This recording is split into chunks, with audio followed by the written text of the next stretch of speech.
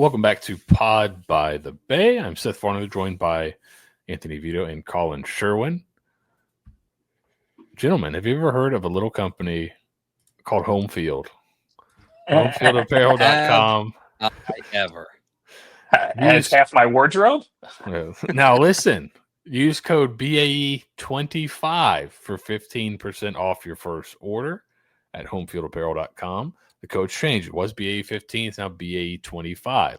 We've heard rumors and inklings of possibly new things coming out. We shall see. But for now, they do have a nice selection of USF apparel and others, schools, if you have family or other people that are so inclined. So use our code BAE25 for 15% off your first order at HomefieldApparel.com. Or if you're just going to go there anyways, you can use our affiliate link in the description. Helps us both out. So check out HomefieldApparel.com, code BAE25 for 15% off your first order. So wait, now I have to, like, the podcast that I'm technically a part of, I have to use my own code now. I've been using like every other podcast. I've used Matt Brown's code. I've used Shut Down Fullcast code. Now I got to use my own code. Is that how this works? Yeah. I spend more money with that company than I should legally be allowed to, and they are just the best. They're the best thing. And like, I don't just buy USF stuff. Like, I'm not gonna lie. Like, if you have a cool shirt, I have the Angry Wave. I have the Angry Wave Tulane shirt. I don't care if they're in the conference. It's a great shirt. I have a Southern Cal shirt that every time I'm in Vegas or Southern California, everybody freaks out about it. So I have this like really cool USC shirt. So like, everybody's like, "Oh, you went to USC?" I was like, but there's just a ton of cool stuff. Like, even if it's not your school. And I'm on my second of the white hoodies with the green letters. It's like my favorite. I love. Huge. Yeah. So good stuff there. Gentlemen, let's start with we go get bounce around. Is this all right here? Layout wise? Yeah, whatever you want to do. That looks great to me. All right. So a little bit of news in USF. We talked last week, kind of an athletics roundup, but a couple of things happened recently. Michael Kelly officially at Navy now. So, Say quit. Quitter. Officially. Job's not done. Out. So, search for an 88 is on. We'll talk about that in a second. But the big news that got announced kind of right before he left is USF launching Bulls Athletic Properties, which is a new in-house division that will oversee ticketing, corporate partnerships, media rights, and major venue agreements. That is done with Elevate, who calls themselves a national leader in sports and entertainment strategy. What the press release says, they'll provide consulting support on staffing, structure, and revenue operations. Now, Elevate also recently came out with kind of a private equity section of the company, or kind of a different spinoff of the company. So a lot of people immediately went to that. Their first thought was, USF's trying to get into private equity to fund the house settlement, which we'll talk about more in the house. We'll talk more in depth about the house settlement here at the end of towards the back half of this podcast. But Collin, this is not a PE deal, right? So as far as I know, it's not. These deals are basically pretty much the same everywhere. Although, so I've basically been trying to talk to and figure out how this works. If you think of the old IMG deals or the old Learfield deals or the old ESPN regional deals out of Charlotte that USF used to have, basically this is like your rights partner for everything but like national TV. You know what I mean? Especially now with the ESPN deal that the league has, you're getting all of the Olympic sports, obviously, which is great. If you've got ESPN Plus, you can watch literally every soccer game, volleyball game, basically, in the league, which is tremendous. So everything outside of like that broadcast, generally those rights are consolidated into one firm. And so when it was IMG, if you saw like a Coca-Cola sticker on the basketball court, that would be paid for by them, or would be paid for by Coca-Cola, and that would go towards the guarantee that either IMG or Learfield or ESPN Regional or whomever your rights holder was, would pay the program. So like USF could write in stone, okay, we're gonna get $2 million a year from like signage that includes like scoreboard signage during timeouts at football games. That includes the coach's radio show, the radio rights for the game itself, everything, all of that. And so this company sells that on for you. And then they guarantee the university a number. And then generally the rule has always been everything beyond that, you split 50-50. So if they hit their 2 million, that's great. And as soon as they get to like 2.2 million, well, 100,000 to IMG and then 100,000 USF or whatever that guarantee number is, however it works. I don't know. I've heard that this deal is structured a little differently. It's a different kind of media rights holder deal. I don't know exactly the details yet. With the new public records laws in Florida, I don't know if we'll ever get like a full signed contract that we would normally be able to have gotten years ago to see what the structure is and how it works. So I don't know how this works. I don't know how long this is for, and I don't know much. But generally, a lot of schools outsource this stuff because, quite frankly, the university structure isn't the best for finding salespeople, especially in a high commission job like this. These are people that are working on commissions year round. They also have obligations outside of just selling. They have to host events. They have to, there's a ton of stuff that they're doing all year round. Sometimes how their money gets counted is different. Like if you're bringing in revenue that's not designated towards one program, that might count a little bit more if you're bringing in general revenue than if you're bringing in like revenue for a specific program. Like if you've somehow found a volleyball sponsor, that, money would count differently towards that $2 million total, et cetera. So what the structure of this deal is, I don't know yet, but it is very common for deals like this to be outsourced. And it just seems like USF's going with a new partner, the new entity. I don't know how that works. Like generally this was just all something that was like they had an office in the athletic department as part of their agreement. So like they had some cubicles and an office in the building, and while they were selling, so they were actually working out of USF athletics facilities. I don't know if that's different or if that stays the same. So until we get some details, still looking into how this works. But once we get a little more idea of the structure, I think we'll be able to do this a little more. But I don't think it's going to be like so far outside of the realm of that. Right. I do have one question. Sorry for you. Just like, is this a 4D chess situation where we look at this and go, oh, there's the possibility in the future? Or is this one of those, hey, this should really be a nothing burger. We're just going with another company for the media rights, and all the questions and outrage is a little premature. So this is all about, you mean about the PE aspect? Yeah, about the PE aspect. Okay. So, all right, it's a public podcast, but it's been a year. I don't care. All right, let's do this. So in 2024, I went to NACTA, and when I wasn't getting yelled at by the president of the NCAA for being a gambling junkie that's like injecting college sports props into that was injecting college sports props into the general public's arms. I also got to attend a panel that was actually closed, but I secured an invite thanks to a friend. It was mostly just people in the industry. At that point, I had a media pass, and it was not supposed to be a media session, but a friend of mine helped me get in there. And one of the big topics of discussion, we're talking some of the biggest ADs in the country were on this panel. And I don't want to quote or say too much about what was said in there, but basically, some of the most respected people in the industry were saying PE doesn't really make a lot of sense in college athletics. And the reason is that if you're and these were major ADs, these were high majors. Okay. So but if you're a high major, why would you take on private money and sell off a piece of your long-term health of the program, et cetera, when you can borrow from your university foundation at 4%? You know what I mean? They're going to take prime plus one. USF has financed so much of their debt through the university foundation over the years, the remodeling of the Sundome, which was paid for by student fees, but the actual upfront money was paid for by debt financing. The original Sundome build. I'm sure, I haven't gotten into the financing plan for the football stadium, but I'm sure that's, some of that's going to be run through foundation money. And so these major schools, like if USF endowment is pushing up on $500 million, right? Like if you've got a $500 million endowment in a major R1 university, why would you take PE money when you could just finance debt from your foundation at a very reasonable number and get a good rate of return. You know what I mean? Like it didn't make a lot of sense for programs that weren't desperate or who had some sort of like outside forces. You have a lawsuit against you or something. You got a Title IX violation, something like that. You just need like a massive injection of cash. And our foundation won't fund it.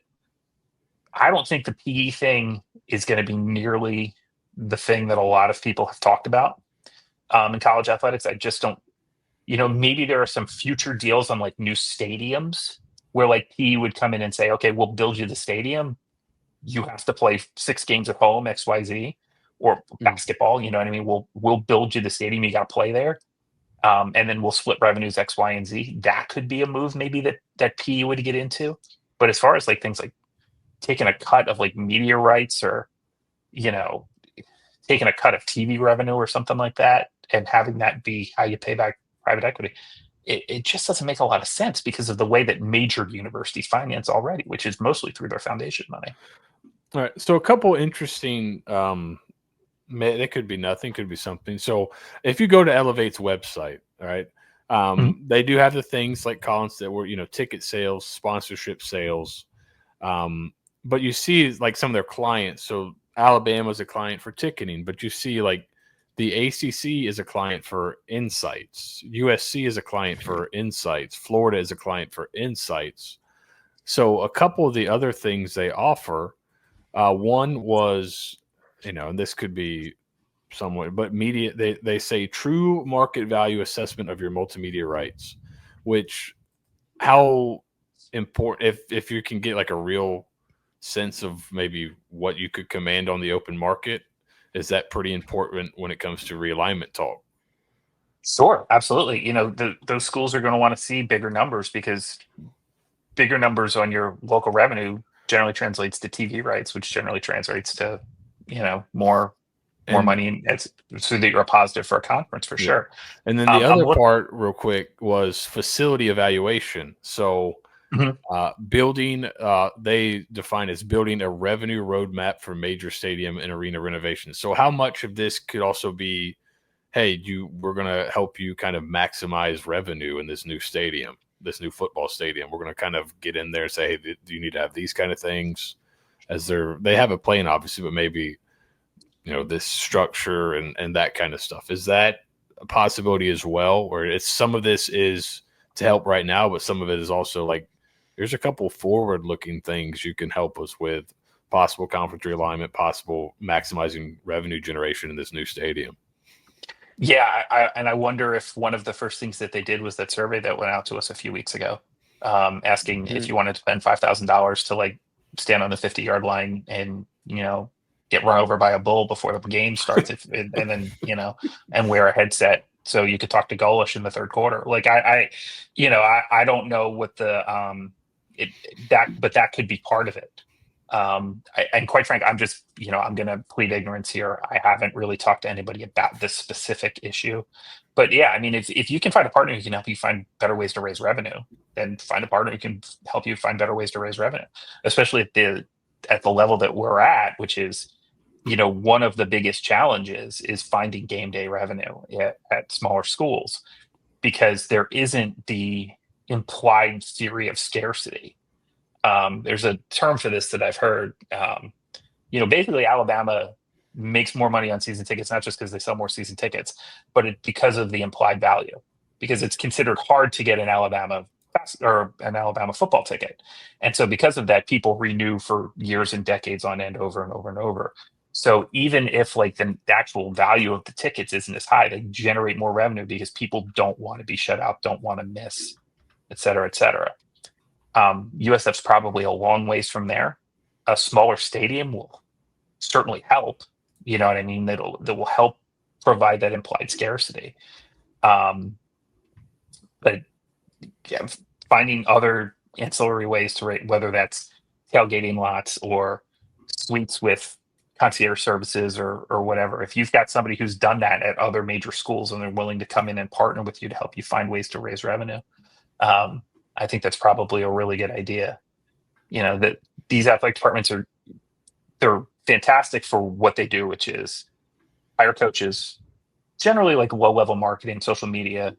I wouldn't want to see a point where you're like outsourcing your SAD stuff, or you're outsourcing your marketing plans for students, or like things like that. That should all be like in the building. But anytime you're trying to generate revenue, you're often better with a partner because they're so much more incentivized. And the way that state salary structures work isn't necessarily the most conducive to commission-based sales. You know what I mean? And although famously there are some members of the USF ticket staff from 2007 who are still pissed off because they got their bonuses capped because it was like so easy. They all hit their maximum bonus. And then the next year USF came in and said, okay, you guys made too much money last year. And then they cut those guys off. In true Bulls fashion, baby. And if you want interviews with those guys, they're all on my cell phone because they're all still friends. But like that's, it was, you're just sort of like riding the wave, and then all of a sudden USF out of nowhere becomes, we're selling out West Virginia games and selling out homecoming that year and all that stuff. And those guys just crushed because they got paid not only on season tickets, they also got paid on group tickets. Those group tickets were flying out the door, and they all made really, really good money. And then the next year USF came in and said, okay, you made too much money. And so who knows 15 years later that you're trying to sell this home slate.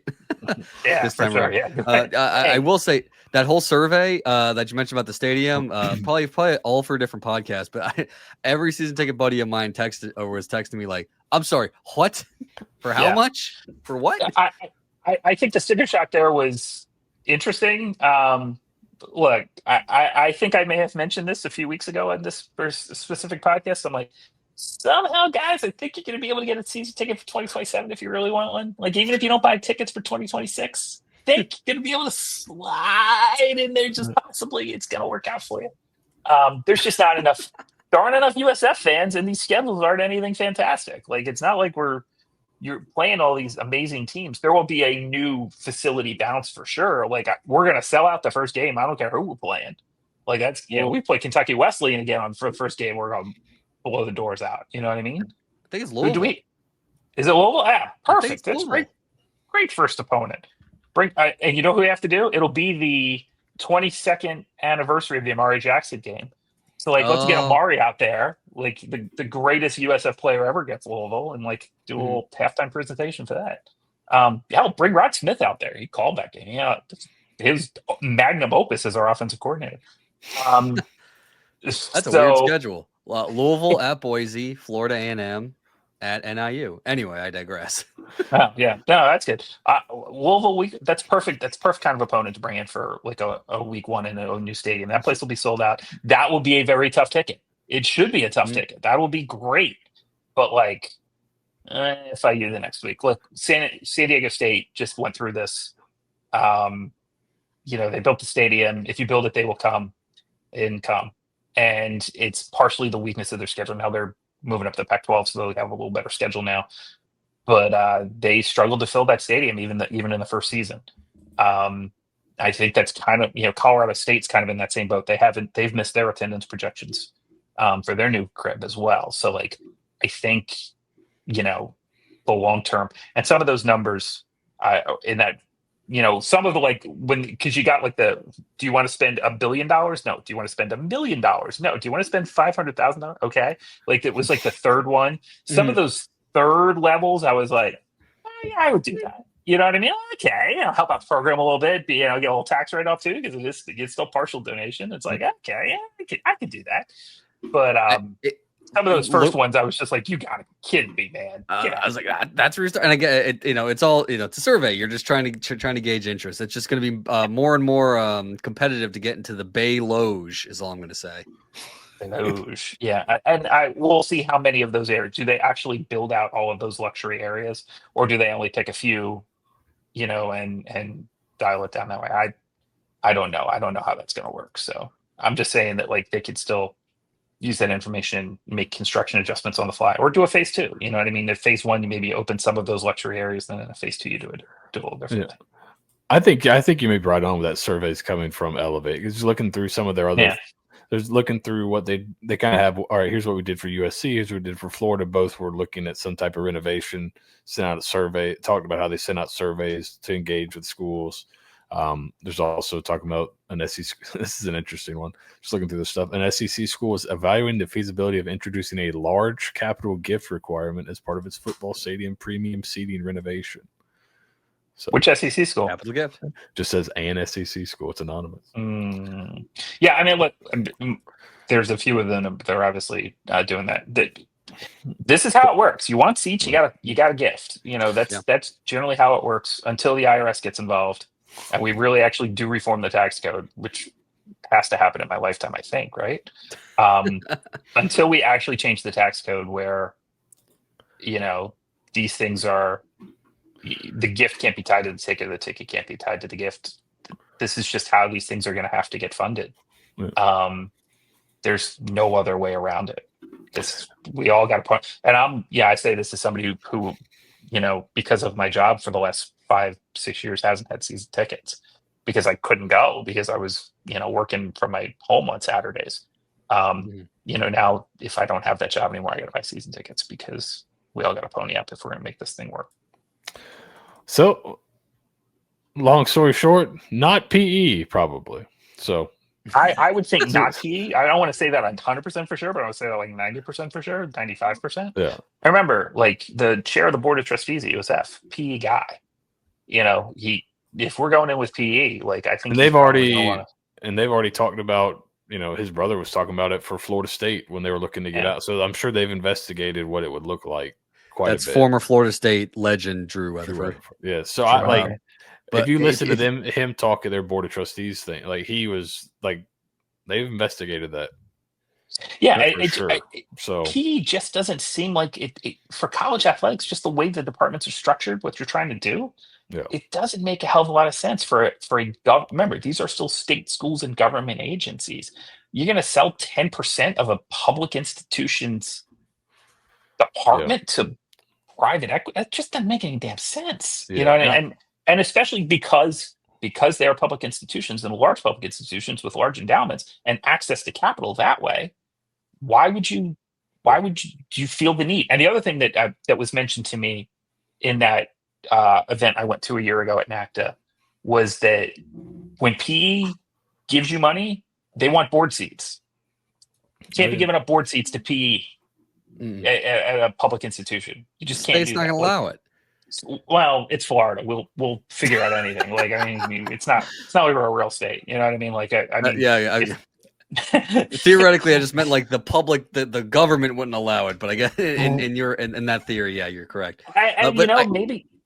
Maybe now that we're actually tracking down $10 billion that got funneled illegally, they're actually doing something about it. Maybe that's changed with this new legislature that has done some things, but they're not going to you can't be selling board seats to private equity at public institutions. I think even in Florida, that's probably going way too far. Yeah. So other USF related news is something that we put out last night for our Balluminati patrons, but this is something that Collin kind of spoke about. If you watched our kind of live reaction to Michael Kelly leaving, we spoke with Collin, and he had a kind of a thought of where this search might go. And Collin, you were correct.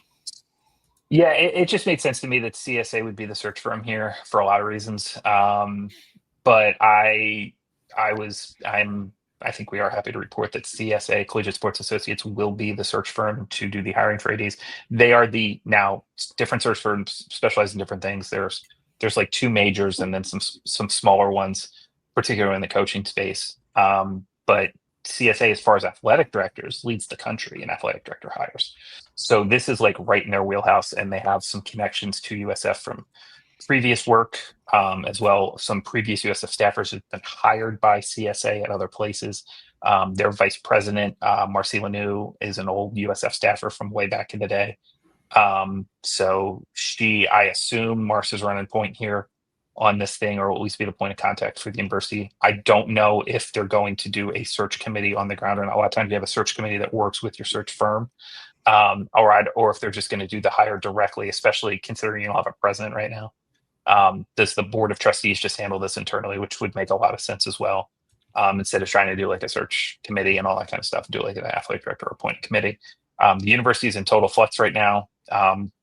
What happened at Florida with Santaono has downstream implications in the state of Florida for sure. And I think it would be fair to say that USF and UF are going to look at some of the same candidates for the president of the university. And because of that, as much as we love the beloved alma mater and that slice of heaven between Fowler and Fletcher, if you're looking for a job as a qualified university president somewhere, you're probably going to want to go to Gainesville first because they're going to pay you more and you get a little more brand and flagship university and all that stuff. So I think it might have that might even delay USF's president search even further. So since the university doesn't have a president or athletic director right now, I think just a hire directly by the board with the search firm, while not ideal under normal circumstances, I think under these circumstances probably makes a lot of sense. And CSA is great. I've met a few folks over there and they do a really good job. Do you think that could help you get a stronger candidate? Because it'll probably be the same people hiring the AD as the president, correct? So you don't have to worry too much about alignment, right? Like that is exactly, yes. That is something that I probably should have mentioned earlier. Having the alignment thing doesn't really matter when the same, if you let's say you hire an athletic director before you hire a president. Okay, well, you're going to tell that president, like it's that's our guy. Yeah, that's our guy. And then if you do it the other way, that's our guy. That as this board sits, and I know Will Weatherford and Mike Griffin were both just re-upped for extensions of their terms on the board of trustees, which I think at this point, considering the flux the university is in, I think they would probably do it anyway, but it certainly is helpful now.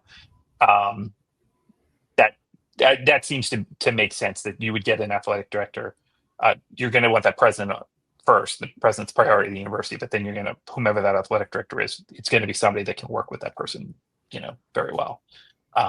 So we'll see what happens here. But if, and we've certainly railed against search firms in our archives going back 10, 12, 15 years. Famously, USF has had search firms that didn't do background checks. We once hired a basketball coach who did not have a college degree because of a search firm. Like, we have done some things in the past that with search firms that have not worked out real well. I think in this case, a search firm is necessary for sure, considering the position that the university is in. And I just personally happen to know that CSA is probably the one you would want more than any other. So very happy about that.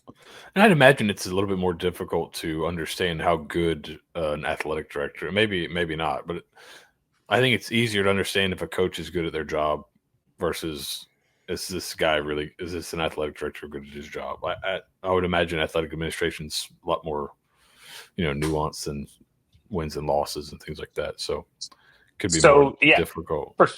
For sure. I got to be honest. Like, I've had people across the country the day that, they were jumping in his grave, but I had people that I've known as administrators across the country jumping in my text DMs, everybody being like, hey, I'm available. Like, get me in the mix. And, hey, just let them know. Hey, let your people know over there. People want this job. Did anyone happen to coach? Did anyone happen to coach softball by any chance? I did not talk to Kenny. You know what? Actually, I saw Kenny at the men's golf championship in San Diego. He was out there following the Bulls around. He was in Southern California for something else, and I did see Kenny out there. But I did not talk to Kenny. I talked to him for like 2 seconds when I was out there, and it seems like some people did. Yeah. Is that Collin Sherwin for search committee? No, I if nominated, I will not serve. If selected, I will not. No, I got, quite frankly, I have weight. That's not a good thing for the beloved alma mater at this point in time. I'm on this podcast. If I am on this podcast, I can't also be on the search committee.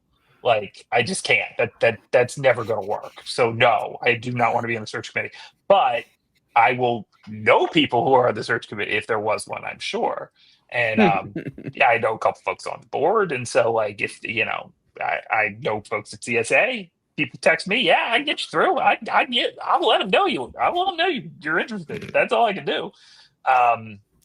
But the people in those positions need to make the final decision. I can advise and consent as best as I can, but that's all. No, I do not need to be on a search committee at this point. If my life takes me in a different direction at some point, yeah, I'd probably be really good on a search committee because I've been around this enough. I know this university pretty well, and I know enough people in athletics that would probably be able to help, but not on this one, kid. Not happening. Well, just let everyone know that Vito's been working on masking people's faces and their voices. So if they want to come on the show anonymously and give us some information. Yeah. I got one. I got one person who I think who wants to talk about this job at this hire. Yeah, who would do it if we could like totally guarantee anonymity, and like would probably want to watch back the video and make sure that they're completely 100% anonymized before we posted it. But yeah, I know one person who like called me with like a list, and I was like, I tend to agree with all. And this is somebody who's even more plugged.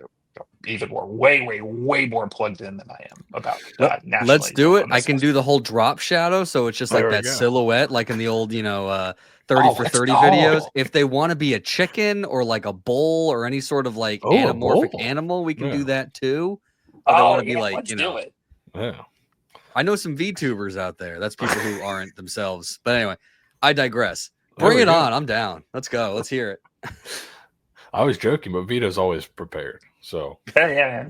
Vito's right. I would say the number one thing is look, the same thing that when we hired Michael Kelly is kind of what we need when we hire a new guy, which is raise money, shake hands, kiss babies, do the right thing. Raise money, shake hands, kiss babies, do the right thing. Like that, I think that's and the big one, obviously, hire good coaches. If there's a knock on MK, it's that he hired a current real estate agent to be his first head coach for football, and but you know what? From industry standpoint, that was this podcast has as many home wins against Division I opponents as the real estate agent does.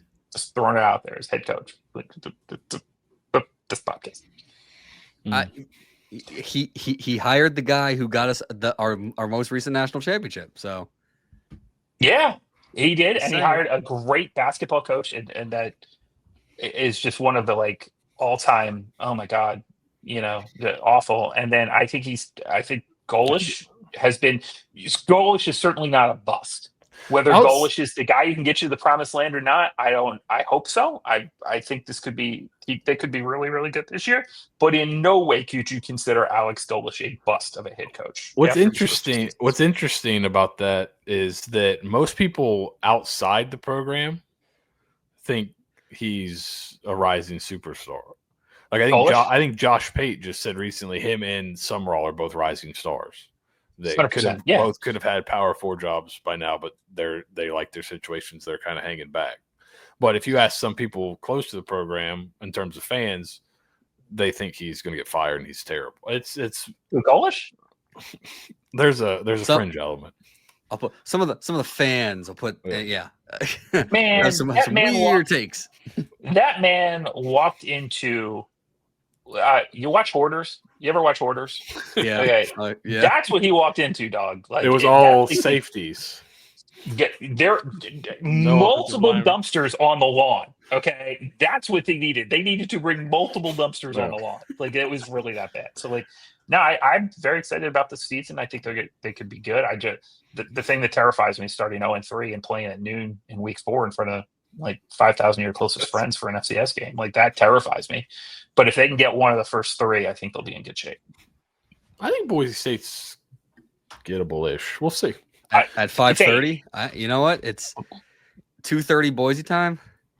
Last number I saw was 8.5. It was Boise State 8. It was 8.5. It was over. I think it was over 10 at one point. It was. It got that down. Yeah. So, all right. So for this next part, we're gonna make a dramatic shift here. We're bringing back the Bogware Roundtable. That's a visual joke. If you're listening on your favorite podcast, wherever you get your podcasts, that is a great visual joke we just did right there. Some great foreshadowing by Vito and I wearing our hats tonight. But I can find mine.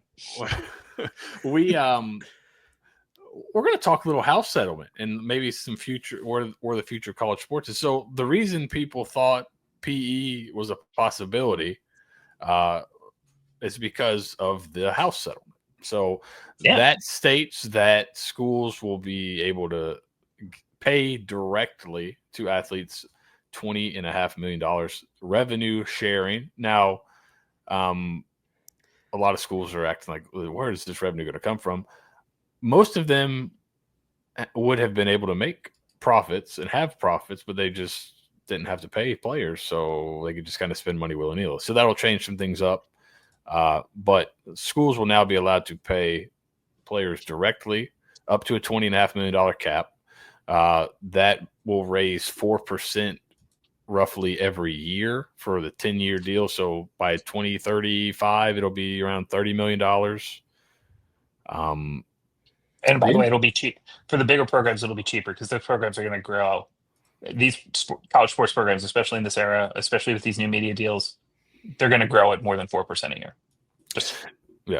So the cap will grow, but yes, the revenue will probably also grow.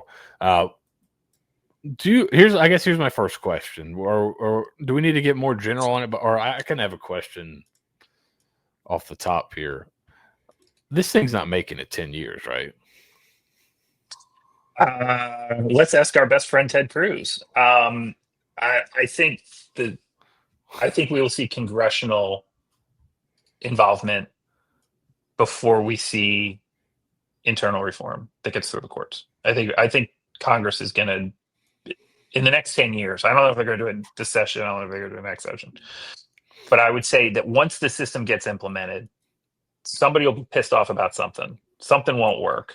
I think there's already Title IX lawsuits, I think. Yeah.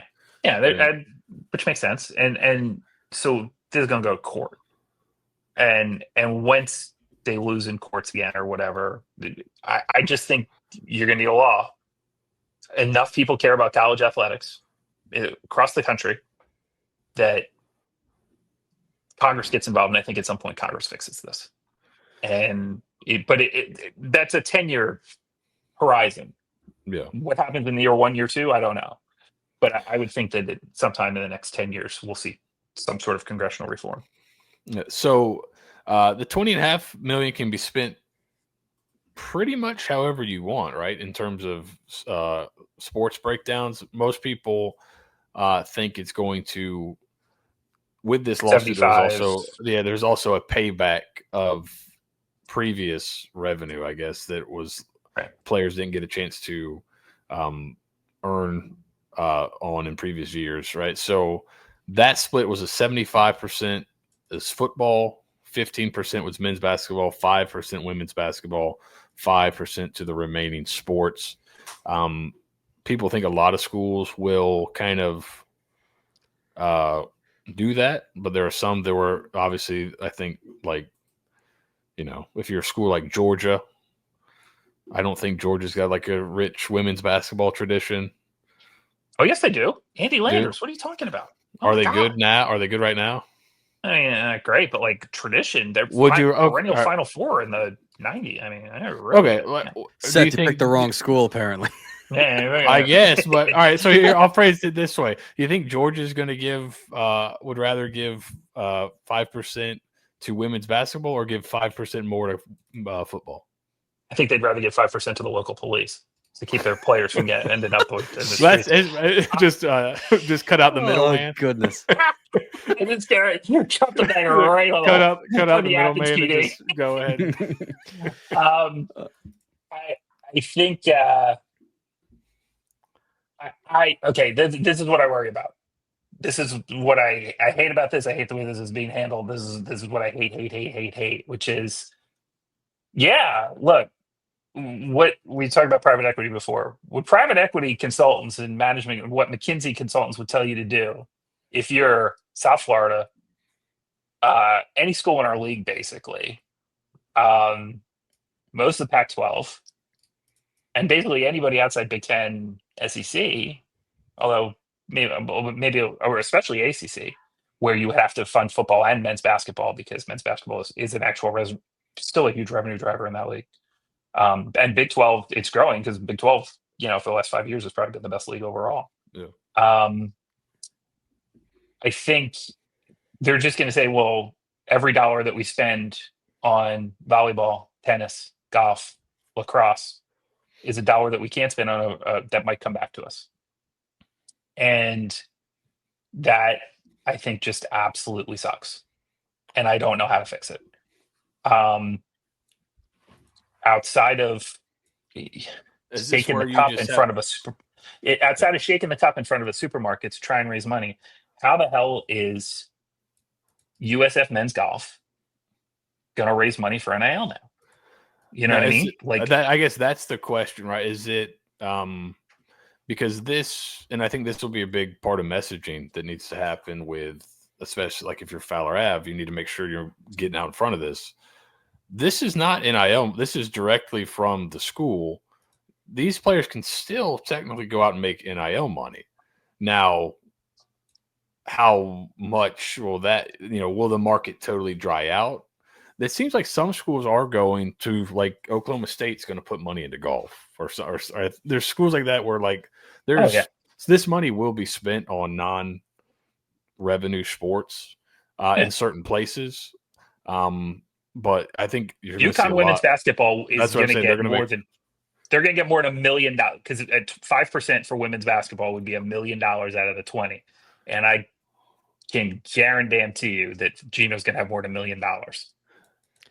So, I mean, here's kind of the thing with those percentages too. At this point, NIL's just kind of been Wild West. Like, there's not even like a market for what a top quarterback is or anything like that. So people are making these like very large volume contracts or what have you.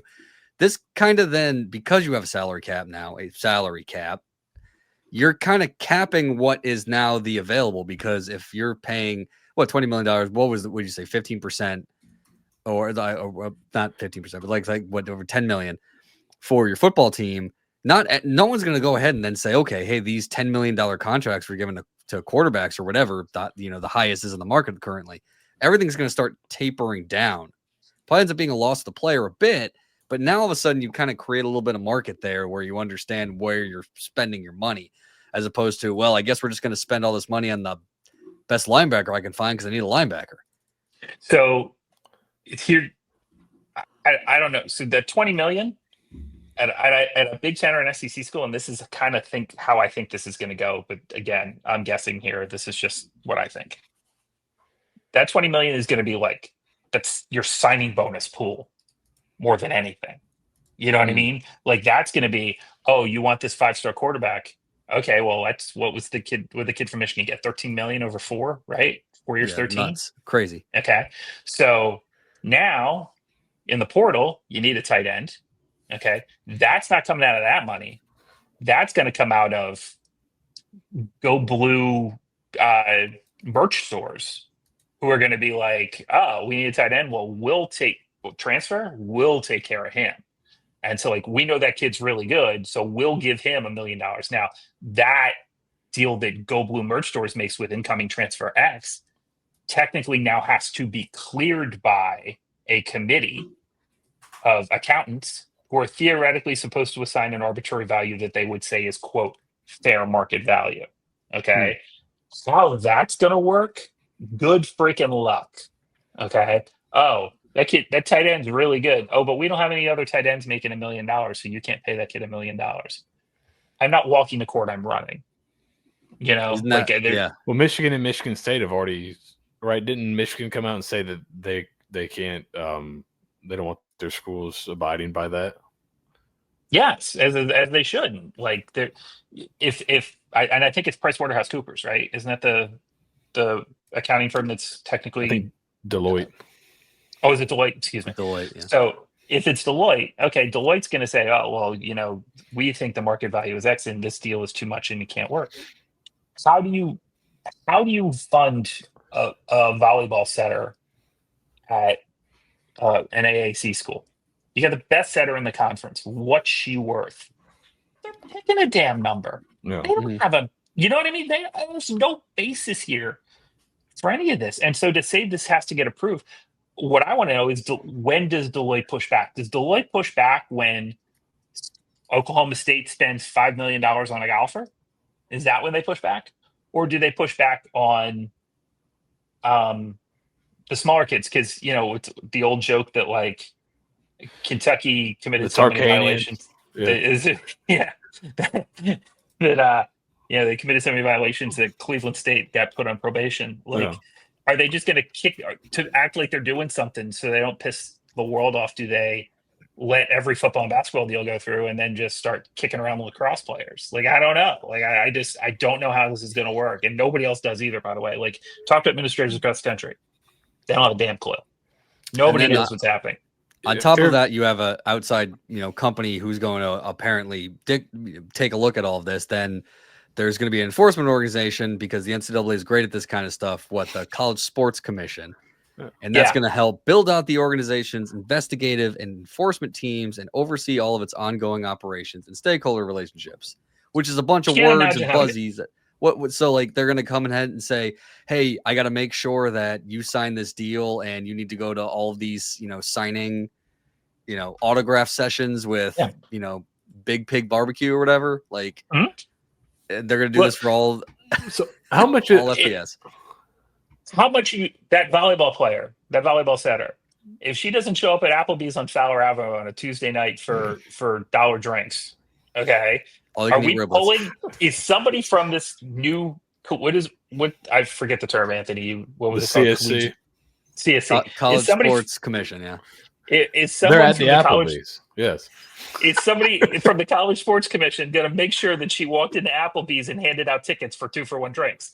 No, it's going to be somebody from your rival school who's like, I'm going to call the cops. Right. And so we're right back to Hugh Freeze 2.0. This is insanity. Yeah. This makes no sense. You're trying to regulate a market that has shown for 100 years that you cannot regulate it, because people are insane about college sports. And they want the best players to go to their school, and they will pay whatever for that. The reason that this. Go ahead. Okay, I'm almost done. Sorry, buddy. So you're trying to regulate this without. Now, the reason that this doesn't happen in professional sports is, one, you got an owner, so the owner's responsibility is to pay for that guy, not the alumni. And two, they all have unions. So things are collectively bargained. And when things are collectively bargained, then you can have additional rules. There's a draft, yes, but the starting salary in minor league or in Major League Baseball is $750,000 a year. So you collectively bargain to make these things equal. As long as there's no players union, I don't see how this continues to pass muster. The same thing that I said when I was working in college athletics a million years ago, that since I started covering college athletics after that, and all the other stuff that I've done, they need a damn union. The union solves the problem.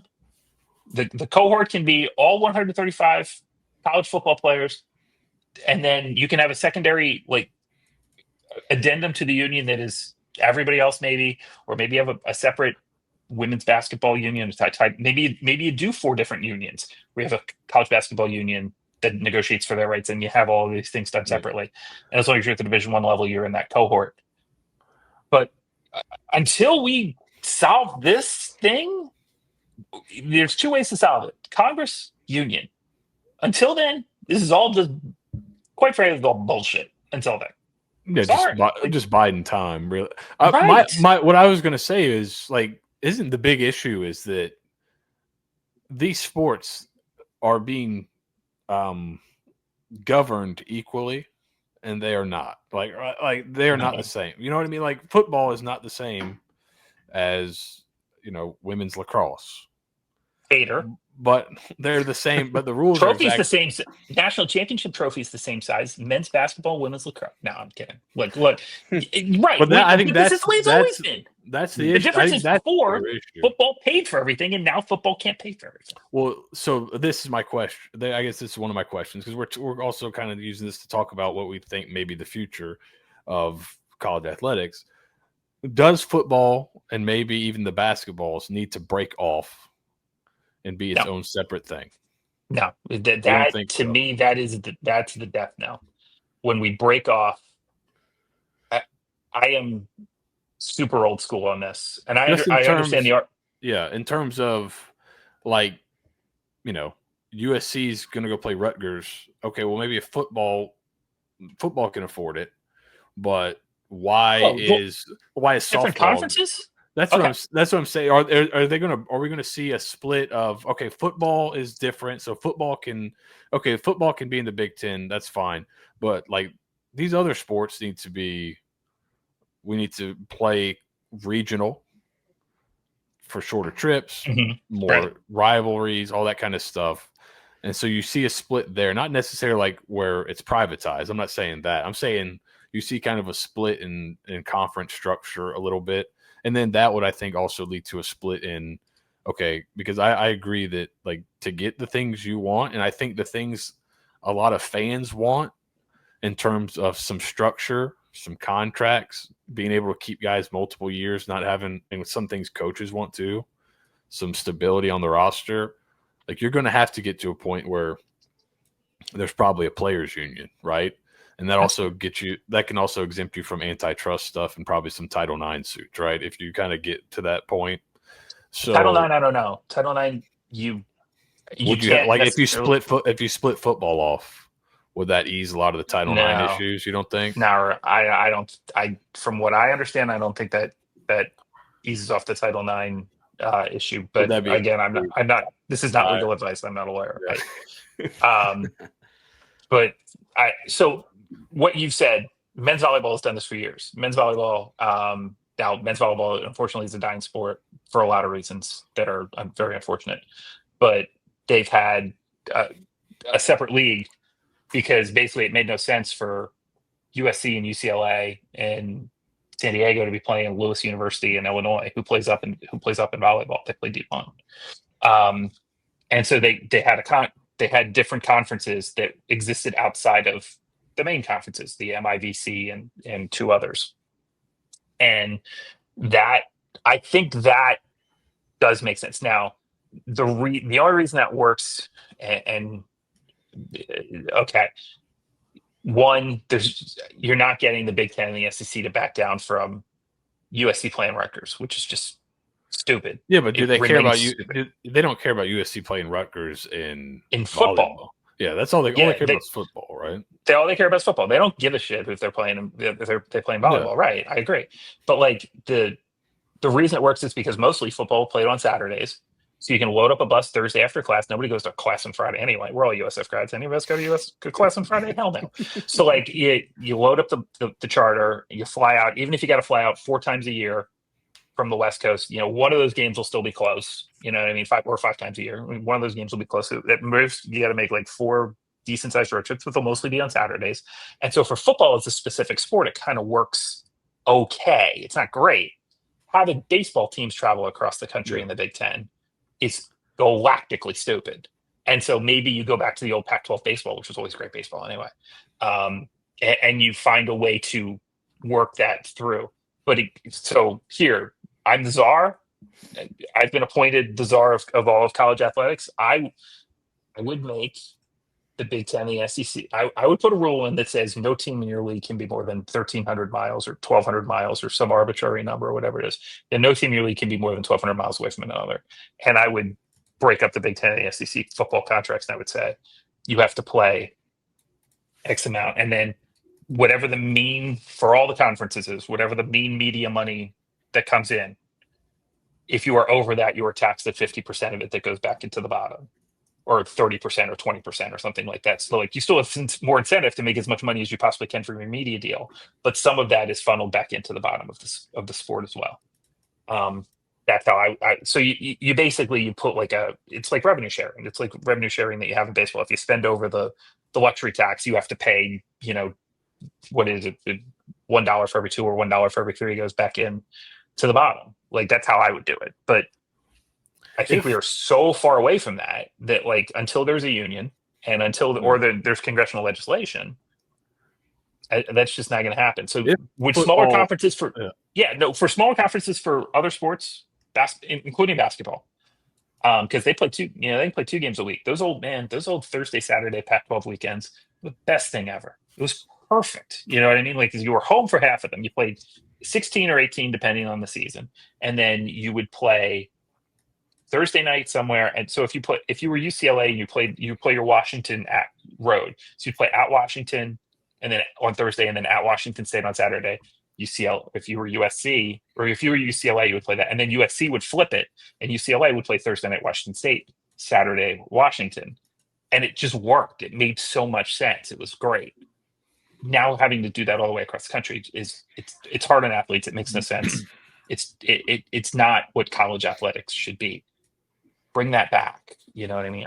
And if they have to do it for the smaller sports, that's fine. But UCLA gymnastics competing in friggin' Happy Valley is just stupid, and it will always be stupid. And it's like as I get if I'm an athletic department, I have to share money now for the first time ever, and I'm looking for places I can cut costs. Well, probably don't want to spend, probably don't want to have to be paying for these trips for these sports where I'm not generated sports. You know what I mean? And then the other thing is that if you do if you do it based on total department revenue, so that's the thing. If you base these like some sort of like revenue drag or whatever, if you base it on total department revenue, it's never going to work, because what's going to happen? People are just going to black market money to the kids like they were doing before. You're just going to funnel the money right back in. Then you've solved nothing. But if you do it as a based on the media revenue, well, that's a number everybody can look at and go, okay, well, that's what every school gets in media revenue. That's what every conference gets in media revenue. You know what I mean? So then you can, play with it that way. And that's a revenue tax and a revenue share. You're not sharing all program revenue. You're not sharing ticket revenue. You're not sharing any of that. You still are incentivized to make as much money as you can for your program. But your media revenue, which is, well, in the SEC, probably about 50% of your revenue, when they fully scale this thing up. It's not fully scaled up yet, but I think like 2027, I think, is the first year where everybody gets like the big share. When you get to that point, then you can do it based on media revenue and then start to balance it out a little bit. All right. So here's another question. Will we see, so a lot of these media deals are coming due in 2031. Do you think could we ever see, now maybe there's just too many, but would we ever see football come under one governing body? And you mean like the College Football Association? Like one media deal, like go back to where it's kind of one media deal over everybody, and then they share revenue that way. The lawsuits over the College Football Association, are they still in court, by the way? I think that ended. They were in court for literally decades. Was that the Georgia Oklahoma TV? Is that what that one is? What is that one? Yeah. Yeah. So basically, they were suing because they're like, we can only be on TV once. We can only be on national TV once a year because you have this arbitrary rule where you own all the TV rights for all of our games. No, screw that. Those lawsuits last forever, and they got laughed out of court. You're not going to believe this, but like the college sports administrators put together an entity, and it didn't pass legal muster, and they lost in court over and over and over and over again. Sounds familiar. Sounds familiar? Yeah. No, could we? And by the way, the Big Ten, the SEC, they're never going to let go. And all right, I've got a second idea. Okay. I went back because I wrote a piece on how I would, if I was like had all. If you were the czar, and I could do whatever I want. One thing I wanted to do, to try to somewhat limit the gap in television revenue, was that each power conference had to have a group of 5 conference tied to them for TV rights negotiations. I love it. And they would get, and that conference would get a certain percentage of one, like a small percentage of one share. It's like the Big Ten the MAC gets one. The MAC gets about $600,000 annually off their TV deal. This is what I had written at the time.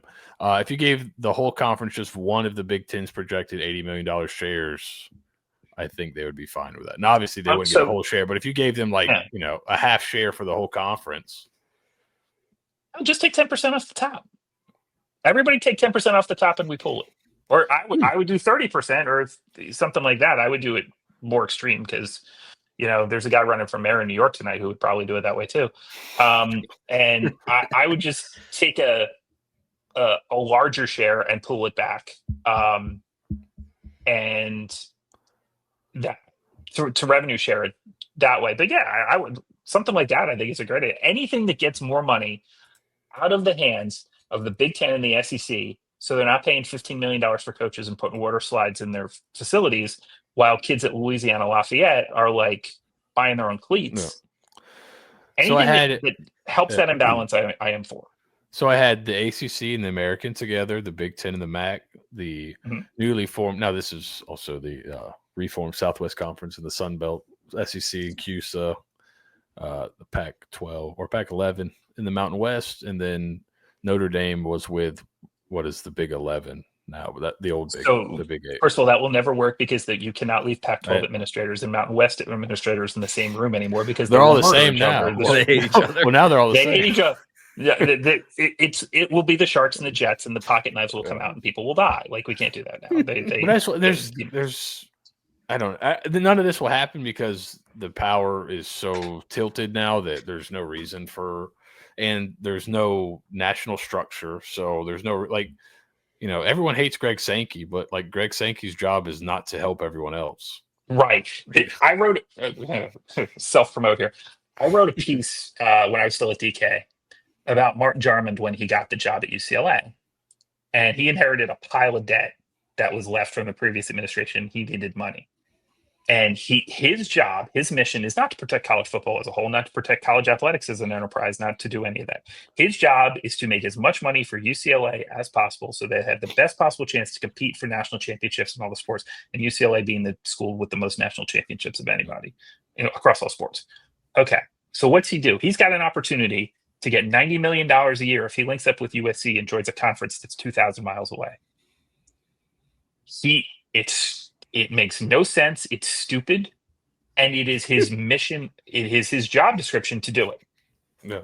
And someone, and the premise of my article was, somebody has to be able to tell Martin Jarmond no. Because everyone in this industry is doing what they are supposed to do. It's not like there are these bad people. It's not like a Walter Byers situation where somebody's just like trying to protect, whatever, keep the freight train rolling. Yeah. Everybody is acting as rational for the most part, not always, but 99% of the time. Administrators are rational actors who are doing what is in their job description. There is no job description which says protect women's volleyball players from going across the country. Yeah. There is no job description that says, hey, make sure that my lacrosse team doesn't have to take a bus XYZ miles because we spent money to get a backup right guard. Okay. Like there's no one doing that because there is no incentive for that because that's not the job. The job is to win at football, win at men's basketball, occasionally win at other stuff, women's basketball, baseball. Do what you can, win at those things, and raise as much revenue as you possibly can. And to get as much of your brand on TV as you possibly can, because that's the whole point, is to get the university to represent blah, blah, blah, blah. There is college sports needs commissioner. We need a union, or we need a commissioner, or we need Congress. There's no other option. There's no collective and it would make no sense for Greg Sankey to ever say, yeah, commissioner's fine. Because that commissioner is going to go to his institutions that he is supposed to represent and say, yeah, we need you to give back some of this revenue here. Yeah. So these are your athletic. But your athletic director, Scott Strickland, is going to do what Scott Strickland needs to do to win football games at the University of Florida, and he does not give two shits about the industry as a whole because that is not in his job description. His job description is not to help Utah State golf teams. And it's because of that, someone needs to tell these people. I think that was the closing line of my article, which is like, somebody needs to tell these people no. So, and until that happens, we're just going down this. It ain't the university presidents or the boards or anything like that. Until there's collective bargaining and players are employees, that's really that's really that's the line. You jump and then all of a sudden things change. Football breaks off, maybe things start shifting because now there's revenue sharing. I don't know. You're right though, because if you're bringing in all this money, why the heck are you going to be forced to share it? There's no incentive structure for anybody to act in the best interest of sports, the sport. It's act in the best interest of your conference, of your school. So, and that's the question of who killed college football, which is a very good miniseries by Stephen Godfrey and Ryan Nanny, by the way, who talks about who killed college football. It's not just what happened the last 5 years. 2021 was the first Texas and Oklahoma leaving. It's not just that; it's decades and decades of it. It's kind of sad to see. I mean, you don't really know what the sport's doing year to year. Everything changes, and they keep. And unfortunately, the NCAA is really good at getting sued and losing. The NCAA, every time the NCAA is up there, the Supreme Court is lockstep. Remember when Trump? They never lockstep. So when Trump lost in 2020, he sued 63 times in different state courts to try and get the election overturned, and he won one. He was 1 in 62. And the NCAA probably looks at that record, and goes, "I wish we were that good." Like they envy the lie. It was a suit, and it was. I remember it was a suit in Pennsylvania. It was about what day the mail-in ballots had to be in by, and I think it was like a 3-day difference between the two choices. That was the only one that he won. He won it earlier, and he got with that one, and he lost the other 62. And I think that's kind of like the NCAA, because what we're doing here is, let's face it, we're intentionally not paying people to do work that is worth money, that has value. That was the model for 100 years. Now we have the model of, well, here's money, we can give it out however we want, but like the extra money beyond that you're also probably worth, well, now that's going to be decided by a bunch of Deloitte CPAs. And that'll solve the problem. No, that will not solve the problem. I'm sure they're gonna make decisions very quickly too. It's not and gonna take months. All this, like there needs to be some type of structure overseeing. Obviously, I think, to me, football becoming its own entity, governed by itself, would fix a lot of problems. Now basketball is getting close in terms of the NIL stuff, but if I married a supermodel, I'd probably have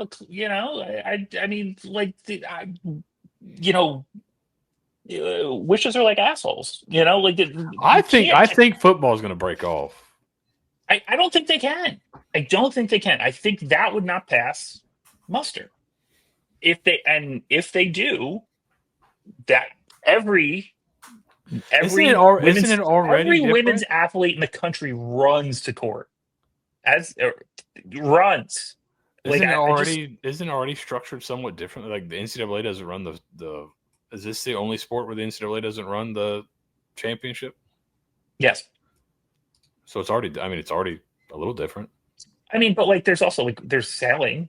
There's a sailing program. There's a sailing national championship that's not technically run by the NCAA either, and there's other sports that fall under varsity. I just don't. Cheerleading. I think Walter Byers couldn't swim, so he said, "You know what? You guys handle that." I think this is. He didn't get a college degree.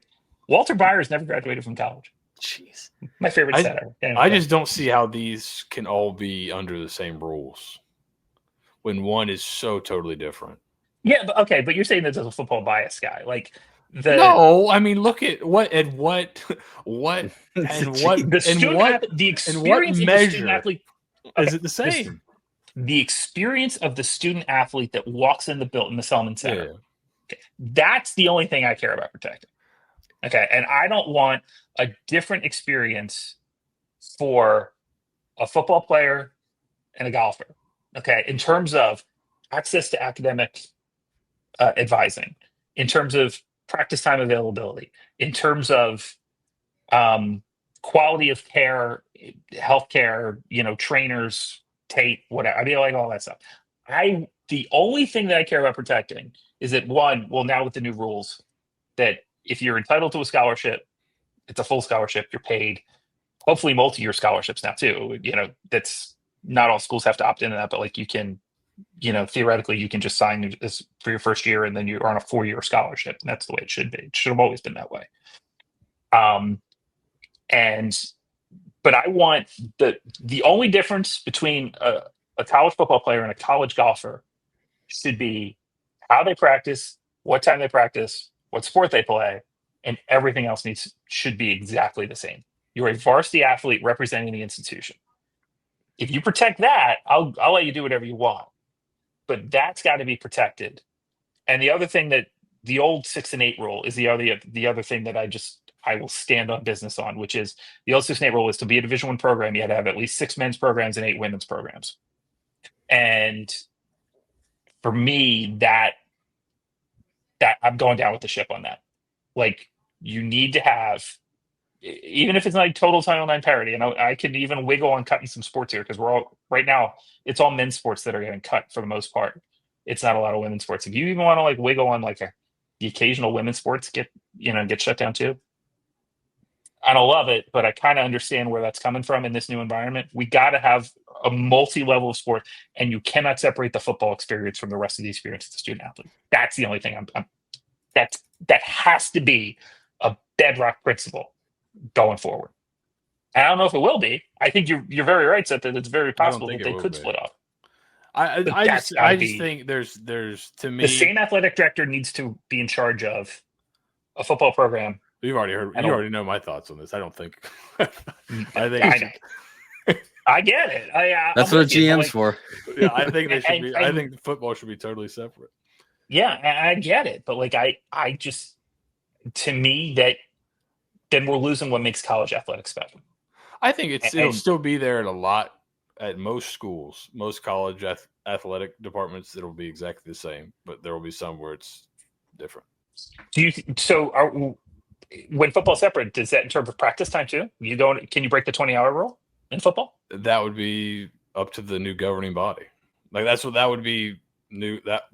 So you just want football? Okay, so then all the money that football generates, that would be the question. Would they be consumed by football? I think it would have. I think you'd have to have some type of. You'd have to have revenue tied to the school. That's what. I don't think you can privatize it. I think the revenue still. I think just as it is now, where football pays for a lot of things. I think you can mostly keep that. Just in terms of having. I think it'll split in terms of having defined rule. Like the rules probably should be a little bit different in terms of some things. And how they can pay, how they can pay players, how they can structure things, scholarships. Like I think there's things that could be, and then like most schools will have a normal collegiate experience with their sport. I think football, especially high level football, is going to be different because so much money's coming into it. It's crazy. But like I want the recruit. See. You talk about the recruiting phase. How should the recruitment of a football player be different than the recruitment of a volleyball player? I just think the money is going to be so different that that's going to be so much more involved. And why is it involved? Like if recruit A at whatever school in football has 15 offers, the school will send them, okay, if you come here, we'll pay you 4 years, $3 million. If you finish out your years, if you graduate, we'll give you another $500,000. And if you transfer and you head to another school, you owe us 1 year back of what we've paid you. Yeah. Another school goes, we'll give you 4 years, $5 million, but you can leave whenever you want. And we'll give you a $500,000 signing bonus. The same thing can be done in volleyball now. Okay. Like we'll give you $15,000 and then if you go to Applebee's, we'll give you another $5,000. Okay. The recruiting doesn't change. So why do they need a separate incorporation? Why do they need a separate body when the recruiting experience is going to be I think it's going to get to the point where we make so much money and the revenue is driven so far by football that we want all the rules to be geared towards football. And this governing body that's over every sport. These sports are different. We want to have things geared towards us. I think they can go to their own thing, change how scheduling is, change conference affiliations, things like that. And conference affiliation, I'll go with you. I'm with you on that. Like if we want different teams playing, I just don't know how big. I think it's possible it's everybody. Like Division I football totally breaks off. I think it's also possible that you get the Super League type thing and that's done that way. I hope it's I would much rather be Division I breaks off and the rules are a little bit different in terms of how much you can pay players. Maybe you can get collective bargaining in that, because now we have uniform rules across. That's, I think the biggest thing is, right, Big Ten's got certain rules for how you can do things. SEC's got certain rules for how you can do things. It would be uniform rules for everybody in terms of NIL, in terms of how much you can pay players. Possibly, if you collectively bargain, you'd have a cap. All these kind of things where you can get uniform rules across conferences for spending and things like that, and probably spending floors too, in terms of you have to spend this much. Yeah, I'm with you on the floor. Yeah, so, no, there should be. I think there's going to be. I just think there's too much money in it for it not to split off and to be governed by, college administrators like at every school. I just think like that it's going to be such big business that I don't know. Like Scott Strickland, like it seems to be a pretty good athletic director. Or, what does he know about football? He came up in like the ticketing department, and I'm like, what did Jeremy Foley know about football? Same thing. Jeremy Foley won. I mean, three national championships, I believe. Yes, he made it. He hired Urban Meyer, made a good hire there. He also hired Ron Zook, but he didn't hire Spurrier. He inherited Spurrier. Okay, but like the administrator, I know it's not, but it's a totally different sport from then. You can have an athletic director hire a general manager, like the general manager position for football, and let the general manager hire. I think that's where it's going. That's fine. That's fine. I don't have a problem with that at all. I think that's where we're headed. And I agree with you. That is where it's going, and I think that's probably a positive. You don't necessarily need a general manager for volleyball yet. Okay, like I'm good with that. Like you can have a general manager, like a separate department for football, but that's fine as long as the student experience stays the same. I'm good with it. The recruiting experience, do you think the it's event, the same? The required events you have to attend, like all the other stuff, like and the practice hours limit. Like I think the practice hours limit needs to be the same too. Like I'm going to be such an old fogey here, but I still like it when kids go to class. Maybe I'm just being an old fart. I think most of them, I don't know. I think most football players are online classes almost exclusively now. And so like I would change the rules. They don't go to class already. I would change that rule too. The online abuse is out of control. I think it's rampant in college football, especially. It is the thing that is not being really talked about publicly. I'm not going to swear on it. I'm not going to stand. I don't know. I don't have any direct things. I just know the whispers. There are kids that don't even log into their own stuff. Well, I'm sure. You know what I mean? It happens. Yes. That you want a CSC, you want somebody spot checking these programs. Start there. Make sure that these kids are actually the ones doing the work and not just being like, put to work all these. I've always said that the 12, you have to take 12 credits right now, fall and spring. If you're playing football, you have to take at least 12 credits.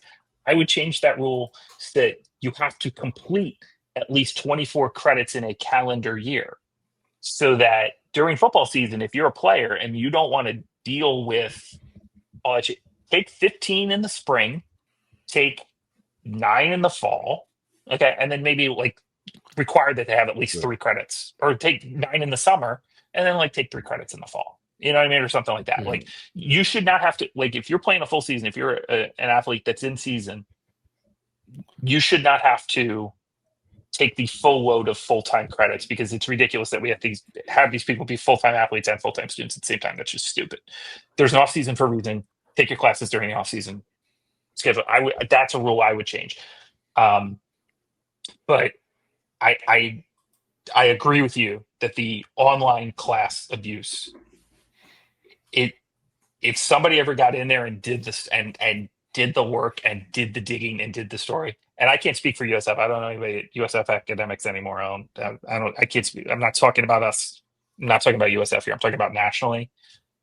It's really bad. Really, I know this because I've just talked to enough people. It's really, really bad. We'll hear guys like friend of the show, Bud Elliott, talking about guys like transferring. He'll say, yeah, these guys are taking online class. Like it seems to be somewhat like worst kept secret. A lot of these dudes are just taking online classes. I was an undergrad at the beloved alma mater at the advent of online classes, And let me tell you, I knocked out an early childhood education class so fast, the professor emailed me and called me and said, wait, are you actually doing this work right now? And I was like, yes, because I was like, I'm just locking in and I'm getting this done. Yes. And I think I knocked out the class in like literally like 6 or 7 hours. And I was done with the class for the semester all at once. It's a good incentive. Just say, oh, wow, I can do it all right now. Great. That's right. And I took a shit ton of CLEP, and I barely it took me forever to graduate anyway, but I took a shit ton of CLEP tests. I think I CLEPed out like almost my entire almost a full year of college. I still because I was taking like 3 and 6 credits at a time to graduate. So, all right, any final thoughts? We've gone long. Yeah, we have gone long. Yeah, I'm super interested to see what happens. Nobody knows. Just so you know, like when you see all the stuff, and yes, we're learning and things are happening and people are trying stuff.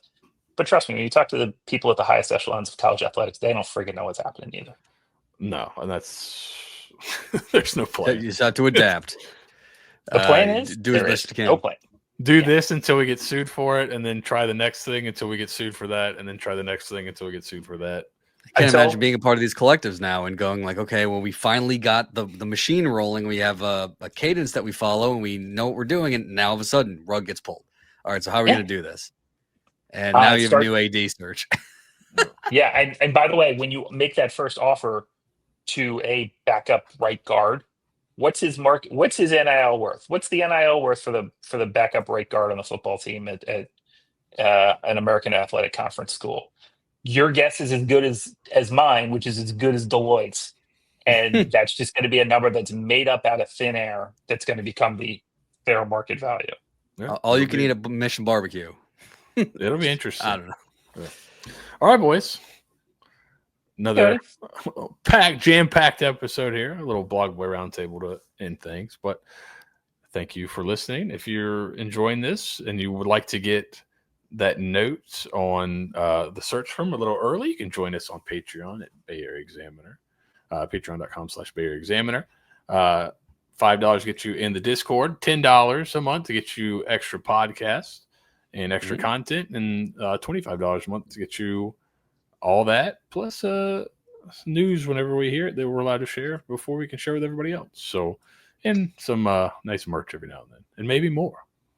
We're discussing some things, so we'll stay tuned. And can we also tease that possibly there might be a little something to do before the season starts as well? We'll see. We'll see. Place to go. We'll see. That's what we call a teaser, everybody. It's what we call a teaser. So if you're interested in any of that, join us, patreon.com/Bay Area Examiner. Thank you for listening here to Pod by the Bay / the Blog Boy Roundtable. Go Bulls. Go Bulls. Go Bulls.